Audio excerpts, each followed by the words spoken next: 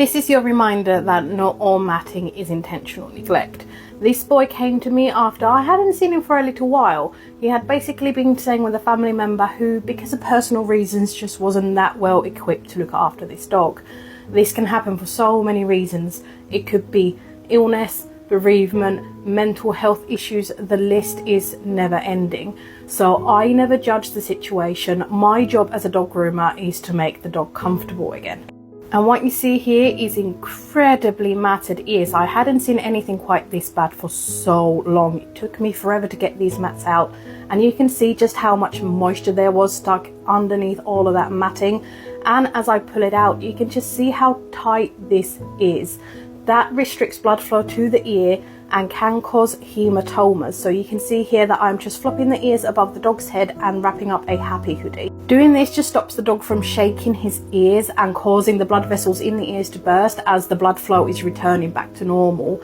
And that is basically what a hematoma is. So it is just a burst blood vessel. It is nothing serious. It's not something that the groomer causes. It is just a side effect of matting.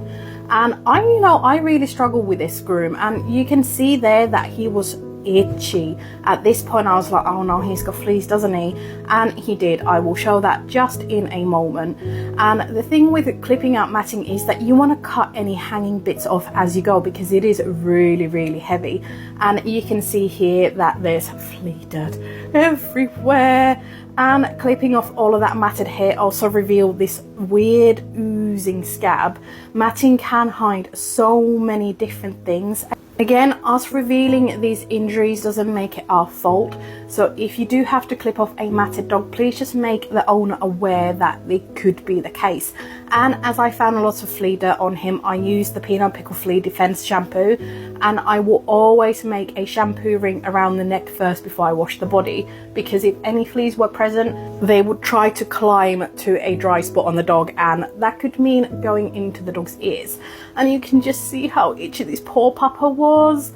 And you know what, with cockers, I love using a 10 blade on their face. It just gives such a beautiful smooth finish. And of course we also had to tackle some really overgrown nails. These are nowhere near the worst I've seen, but once the nails start curling like that, it does actually become more difficult for the dog to walk, and it is painful. But at least now he's comfortable and mat free again.